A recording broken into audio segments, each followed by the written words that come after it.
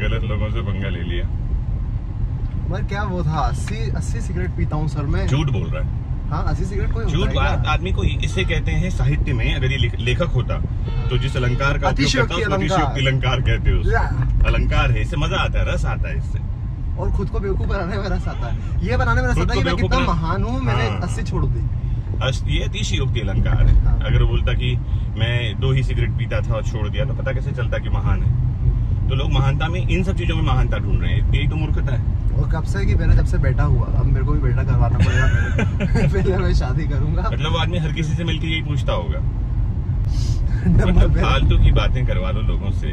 उसने वो अच्छा करवाया। क्या वो वर्कआउट अच्छा करवाया। हाँ, ये बात और है कि देखो पसीना निकलवा दिया 10 मिनट में। हाँ, उसका रीजन क्या है पता है? हाँ। उसका रीजन है वो हमको सीधे लेके एडवांस वर्कआउट में, ठीक है। हाँ। और आदमी को हमेशा मैं कहता हूँ, जैसे अब आप पढ़ रहे हो, ठीक है। मान लो कोई क्लास में बच्चा आया पढ़ने के लिए, आप पहले उसको एडवांस चीजें पढ़ा दो, हो सकता है उसको मजा आए। हाँ। कि हाँ यार, सर के पास तो ज्ञान जोरदार है, लेकिन अगले दिन से या 2 दिन बाद से ना वो आपसे मिलना नहीं चाहेगा, क्योंकि उसने उसको पचाया नहीं है, वहां भी पहुंचा नहीं, वो समझा नहीं है। तो शुरुआत हमेशा कहाँ से करनी चाहिए? शुरुआत पहले उसके लेवल को समझ के करनी चाहिए कि भैया तुम्हारा लेवल क्या है। क्या तुमको ABCD आती है तो आप वर्ड फॉर्मेशन करेंगे।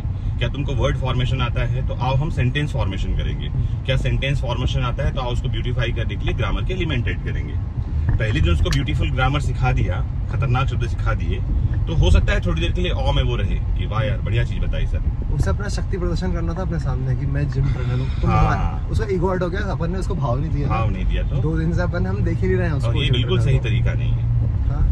उसे लास्ट वाला बहुत गंदा, और आपने भी तो बोला 10 लगा आप तो उसकी टीम में चले गए। मैं तो मजे ले रहा था। तो मेरे तो मजे हंस रहा था बैठ कर, मजे हो गए। मेरे को लगा 6 और करवाएगा, उसे 10 जो लगवाए ना, तब मेरे को लगा कि आज के लिए मैं तो हंस रहा था बैठ कर। मेरे को याद आया कि पहली बार जब मैं इंदौर में पहली बार जिम गया था ना, तो वो था रॉबिन जिम। बड़ा नाम था रॉबिन सर का, अभी भी रॉबिन जिम यहाँ पर में फिटनेस वर्ल्ड या कुछ नाम है, रॉबिन जिम है ना इधर। तो वे पहली बार, मतलब आज से 15-16 साल पहले या ज्यादा पहले, 2009-10 में मैं पहली बार उस जिम में गया।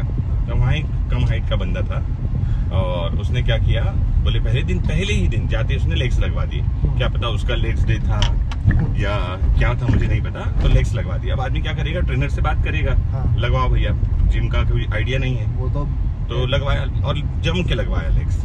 मतलब उसने स्क्वाट्स लगवाए, लंजेस लगवाए, डंबल से लंजेस लगवाए, मशीन से लगवाए, मतलब 1.5 घंटे लेग्स करवाए। और 1.5 घंटे बाद मेरी हालत ये थी कि मेरे दोनों पैर कांप रहे थे ऐसे, और सीढ़ी भी मैं जो हूँ वो पकड़ के उतरा। और उसके बाद मेरी 3 से 4 दिन तक लेग्स की रिकवरी नहीं, मैं जिम नहीं गया अगले दिन। उसके बाद मैं जिम नहीं गया, तो दोबारा जिम नहीं गया उसके बाद। ये उसने गलती करी ना, ये उसकी मिस्टेक थी। जैसे फर्स्ट टाइम आप मेरे साथ चले थे ना, तो कुछ नहीं, मेरे को बोला था कि यार कम लगवाना, नहीं तो कल से नहीं। तो अब मुझे भी आइडिया है ना, मैंने आज कहाँ वो वर्कआउट किया कि मैंने लास्ट वाला आपने छोड़ दिया मैंने से करा। हाँ, हमको एक चीज और जरूरी है, 2 चीजें। पहला तो बस आपने मेरा लगवा दिया, मैं मजे ले रहा था तेरे, मैं याद रखूंगा। तो टीचर को जो है पता रहना चाहिए स्टूडेंट के बारे में, और स्टूडेंट को अपने बारे में भी पता है मेरी कैपेसिटी क्या है, ठीक है। ये बात और है कि हम सबकी कैपेसिटी अनलिमिटेड है, लेकिन इसका अनलिमिटेड का मतलब ये नहीं है कि छत से कूद करके पंख फैलाकर उड़ने लग जाए। और ठीक है, मैं तो तेरे मजे ले रहा था यार। वो एक कुछ श्लोक है क्या कि अगर आप जैसा मित्र हो तो शत्रु की क्या जरूरत है। मेरे को मैं क्या बोलता, आपने 10 और, अब मेरी हैसियत मैं छोड़ रहा हूँ, और आपने 10 और लगाओ। मैंने बोला लास्ट 10। मैं बोला तुझसे मित्रता कर ही रहा है तो पूरी तरह से, और वो 6 लगवाता, आपने 10 लगवा दिया है। नहीं, मेरी बात सुन के क्या बोल रहा है, हाँ लास्ट 10 है। उसका दिमाग से फूफा जी थोड़ा सा ऐसे ही था। हाँ, मतलब वो एक ही बात को रिपीट पे चल रहा है, कह रहा है आपके लड़का का दूध वाले के तरह शक्ल। मैंने कहा ये क्या बोल रहा है यार, आपके लड़के का चेहरा उसका उससे बात ही नहीं करनी है। उसका क्या बोल रहा हूँ ना, कुछ लोगों से देखो, हमको जीवन में एक काम करना है। हम बहुत अच्छी बात क्या है पता है, देखो 3 तरह के लोग होते हैं दुनिया में, कहा जाता है। एक जो सबसे घटिया दिमाग के लोग, ठीक है। जो घटिया दिमाग का आदमी कैसे पता चलेगा, ये है ही और she will always talk about persons. वो लोगों के बारे में, हमेशा लोगों के बारे में, ऐसा नहीं कि कभी कभी, हमेशा, ठीक है। उसने ये किया, उसने ये कहा, उसने ये बोला, वो ऐसा है, ये ऐसा है, घटिया दिमाग। फिर होता है मीडियोकर माइंड। मीडियोकर माइंड जो है सिर्फ इवेंट के बारे में बात करेगा, ठीक है। उस दिन ये हुआ, तब ये हुआ था, अब ये होने वाला है, ऐसा हुआ था, मेरे साथ ये हुआ, उसके साथ ये हुआ। जो ब्रिलियंट माइंड्स हैं वो बात करेंगे आइडियाज, कॉस्मोस, फिलोसॉफी, ठीक है। वो बात करेंगे बहुत मेटाफिजिक्स के बारे में, वो बात करेंगे नॉलेज के बारे में। इसलिए कहा जाता है choose your table where you are sitting and choose the person to whom you want to be with, क्योंकि ये दोनों चीजें तय करती है कि who you are going to be। इससे ही तय होता है कि हम क्या होने वाले हैं। इसलिए मैं कहता हूँ उससे दूर रहना है। दूर रहने का मतलब सिर्फ इतना है कि बहुत एक अच्छी बात है कि you are the average of 5 persons you daily meet. सही बात, जिसके आप आसपास रहते हो आप उनके औसत हो। आप तो क्यों ना अपने आप को सराउंड करो ब्रिलियंट माइंड्स के साथ में, और अगर कोई आसपास ब्रिलियंट माइंड्स नहीं है तो सराउंड योरसेल्फ विद बुक्स। अच्छा, एक मैं प्रश्न पूछ रहा हूँ, मेरे को थोड़ा सा इसमें वो है कि क्या एक मतलब नेचुरली कोई समझदार आदमी है जिसके विचार अच्छे हैं और वो बहुत बकवास लोगों के बीच में रह रहा है, तो कितना परसेंटेज है कि वो अच्छा ही रहेगा अगर उसमें कैपेसिटी है तो? उसकी कैपेसिटी अच्छी अगर वो तगड़ा है तो हाँ, तो वो फिर वो है ना, जो रहीम उत्तम प्रकृति का करी सकत कुसंग, चंदन विश्व व्यापय नहीं लिपटे भुजंग, रहीम खान साहब ने कहा।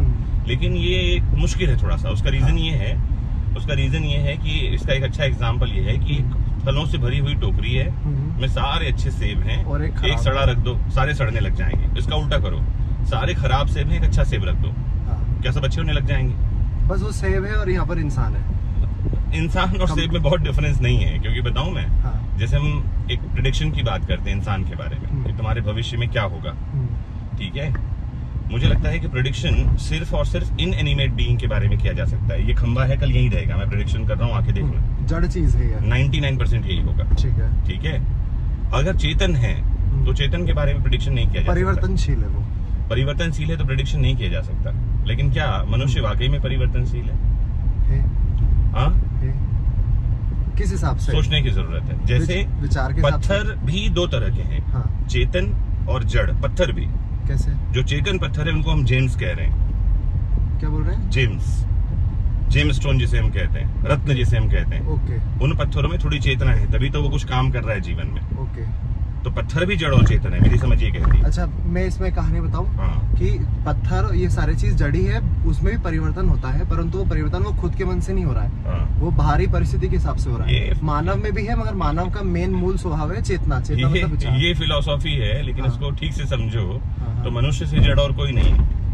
मनुष्य सबसे जड़ है। जड़ता के उसमें वो गुण हो सकते हैं, अगर कोई इतना मूर्ख प्रकार का है। मनुष्य जड़ ही है। कबीर ने कहा ही कि ऐसी मति संसार की ज्यों गाडर की ठाड़, एक जाहि जहि गाड़ में सबे जाहि तेहि गाड़। बहुत शानदार। और उसका मतलब ये है कि 99.9% मनुष्य जो है ना, दिख रहे हैं चेतन, हैं जड़, तुमको दिख रहे हैं चेतन। मगर कबीर जी चेतनता का एग्जाम्पल है, जिनने ये बोला है। मतलब तो रेयर है ना वो, ऐसे चेतन हो जाना रेयर फिनोमेना। क्योंकि लोग कर ही नहीं पाते वो इस चीज में। चेतन हो जाना, awakening is a rare phenomena. और ऐसा व्यक्ति अगर है मूर्खों के बीच में, तो उनको बुद्धिमान बनाने की काबिलियत वो रखता है, और बनाए ना बनाए कम से कम वो उनके जैसा नहीं होगा, बट ये रेयर फिनोमेना। इसीलिए कहा जाता है कि surround yourself with the people. जैसा आप बनना चाहते हो ऐसे लोगों के साथ अपने आप को सराउंड करो, और नहीं है ऐसे लोग आसपास, books are there, knowledge is there. जैसे पश्चिम का है ना कंटेम्परेरी एक फिलोसोफर था, सात्र का नाम सुना होगा आपने? जॉन पॉल सात्र ने यही बोला था इस लड़कियों के लिए। उसने बोला कि जनरली समाज सोसाइटी में जो लड़कियां हम बना रहे हैं वो कैसी है, जड़ता वाली हैं। उनके खुद के डिसीजन खुद के होते ही नहीं है। परिवार के हो गए, बॉयफ्रेंड का हो गया, पति का हो गया, और पुरुषों का मामला अलग है।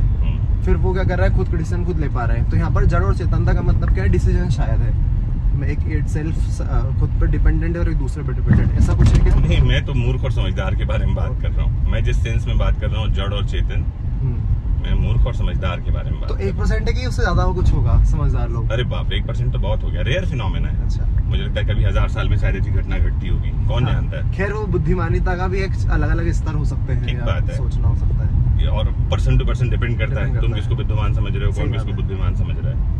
लेकिन हाँ, ये बात एकदम रेयर है कि हम लोगों के साथ बैठे हों और हम उनसे प्रभावित ना हो। रेयर है। हम भोजन कर रहे हैं और हम भोजन से प्रभावित ना हो, रेयर है। ये बहुत बात सही है। रेयर है ये कि आप खाना खा लो और आपको शरीर को प्रभावित ही ना करे। कैसे होगा? एकदम मतलब आपकी बॉडी शायद दूसरी दुनिया में ट्रांसफॉर्म होनी चाहिए, क्योंकि हम जो कंज्यूम कर रहे हैं, ये ठीक वैसे ही मैं सांस ले रहा हूँ और मैं बोल रहा हूँ जो हवा मेरे अंदर जा रही है मैं उससे प्रभावित ना हूँ। सही बात है। तो जैसे हम सांस ले रहे हैं वैसे तो विचार हैं, वैसे तो लोगों के वाइब्स हैं, वैसे ही तो वाइब्रेशंस हम कंज्यूम कर रहे हैं, और जो कुछ हम कंज्यूम कर रहे हैं उसका ही आउटकम हम हैं, उससे ही हम बनेंगे। ये सीधा ऐसा ही क्वेश्चन है जैसे लाल रंग के पेन से लिखो और लाल ना हो जाए। ये प्रश्न ठीक वैसे ही है। बट इसमें थोड़ी भूमिका रहती है शायद, जिसको अपन संस्कार के शब्द के रूप में जानते हैं, जो सुपर, जैसे वो उसने बोला है सिगमंड फ्राइड ने कि आपके दिमाग में 3 चीजें हैं ना, इड, ईगो और सुपर ईगो। तो अगर अपना सुपर ईगो बहुत तगड़ा है, मैं एक्सेप्शन बात करता हूँ, जैसे कबीर जी का सुपर ईगो बहुत तगड़ा है, अब उनके पास आगे कोई धार्मिक उन्माद की बात करे, कट्टरता वाली बात करे, वो नहीं परिवर्तनशील होगी, उनका सुपर ईगो तगड़ा है, वो फिर इड के सामने या बाकी चीजों के सामने नहीं झुकेंगे। ऐसा कुछ है, इसी को अपन संस्कार बोल देते हैं। बिल्कुल ठीक है, ऐसा ही बात है, ऐसा ही कुछ होगा, लेकिन रेयर फिनोमेना है ये। संस्कार चेंज होता है, क्योंकि लगातार जो दिमाग में बात डाली जाती रहेगी ना, इवन जैसे एग्जांपल देता हूँ, एक अच्छा एग्जांपल, लगातार फिल्मों से एक बात दिमाग में डाली जाती रही, ठीक है, लंबे समय तक डाली जाती रही कि जो भी व्यक्ति तिलक लगाकर, हाथ में गंडा बांधकर, गले में रुद्राक्ष की माला डालकर सामने आएगा, मंगलसूत्र रुद्राक्ष की माला डालकर आएगा, वो आदमी ढोंगी होगा, अपराधी होगा, या जो है चीटर होगा। ये बात दिमाग में डाल दी गई। अब कितना कट्टर हिंदू आदमी रहा हो, उसको भी उन चीजों से भय था, लोग नहीं पहन रहे थे। तिलक लगाना लोगों ने छोड़ दिया। तिलक लगाना क्यों छोड़ दिया बताओ? सिर्फ इस कारण क्योंकि दिमाग में भर दिया गया। मतलब जो हम कंज्यूम कर रहे हैं वही हम देख रहे हैं ना। और मान लो एक समय तक, मतलब अभी तो समय बदल गया, अब तो वापस से उन चीजों को लोग धर्म के रूप में देख रहे हैं, चीजों के रूप में कर रहे हैं, अच्छा गर्व से स्वीकार कर रहे हैं। अदरवाइज मनोज शुक्ला भी अपने आप को मनोज मुंतजिर बोल रहा था। मनोज शुक्ला अपने आप को मनोज मुंतजिर बोल रहा था, क्योंकि लगातार क्या बताया गया कि ब्राह्मण शोषक है, यही बताया जाता रहा, फिल्मों में बताया जाता रहा, साहित्य में बताया जाता रहा। तो मनोज शुक्ला अपने आप को मनोज मुंतजिर बोलता रहा। उसका एग्जाम्पल ये है। तो हमको जो कंज्यूम करवाया जा रहा है, हम उसका ही आउटकम है। मैं जो कहना चाह रहा हूँ, आपका सुपर ईगो कितना तगड़ा हो, लगातार अगर आपको कोई बोलता रहे सुबह से शाम तक कि तुम कमजोर हो, तुम कमजोर हो, तुम बेवकूफ हो, तुम मूर्ख हो, और 10 अलग तरह के लोग बोलते रहे, तो 5 दिन बाद तुम मानना शुरू कर दोगे और 10वें दिन तो हो जाओगे। सही बात है।